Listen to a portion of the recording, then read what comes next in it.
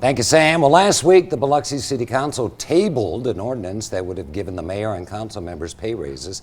Live at 5 to talk about that and more, Council President Paul Tisdale. Good to see you, Paul, and thanks for joining us today. Good to see you again, David. Here we have the ordinance right here, and you guys tabled it. Now, it wouldn't have affected council and mayor until the next term. That would be after the city elections in June.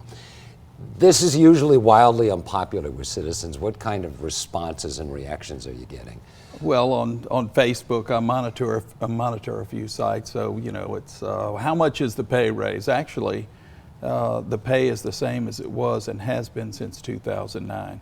So that's why it was tabled. Some of the councilmen wanted to discuss this a little further, as you might imagine, and also research and see kind of what other cities do and how their council or aldermen are compensated. Yeah, well, the mayor, you get him up, I think, to near $116,000 with this particular measure, which is still a little below Gulfport's mayor, so I think you have to be competitive with comparable cities, right? You look at a number of factors, but the other thing is that really the mayor's salary has not increased again since 2009. So it would have, if it had been approved, the salaries would remain the same as they have been since 2009. So we'll see. There's going to be some discussion. I look for some action on this in January or February. It's got to be pretty much approved before the next council takes place, and actually it has to be done 90 days before the general election date in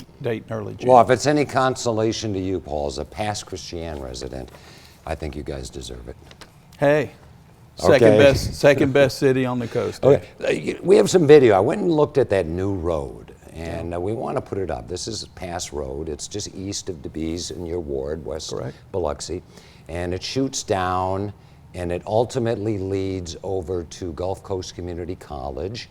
Biloxi's done its part of it. There's a beautiful roundabout there at the end. Do you like this road? Actually, it's a private road. It's the community college's road. They've paid for it all. They paid for the whole thing? The whole thing. It's a private road. Oh, okay. They paid for the whole thing, and actually they're paying for the signalization at the new intersection that's created there when it intersects at Pass Road. And is there going to be a stoplight there? We're going to go a little over on this. We need more stoplights there, right. Yeah, stoplight. So you have a stoplight at DeBees there, Eisenhower, and Big Lake? Yes. It's too much. That's correct. That's part of life. Okay. Go ahead. And I was going to say you can always find more news from Paul Tisdale on his Ward 5 e-blast. E-blast. All you have to do is go to my website, tisdaleforbiloxi.com, send me an email or text me. My phone number's there. Alrighty. Well, Merry Christmas to you, Paul. Thanks for being with us on the News at 5. Thank you, David. Merry Christmas.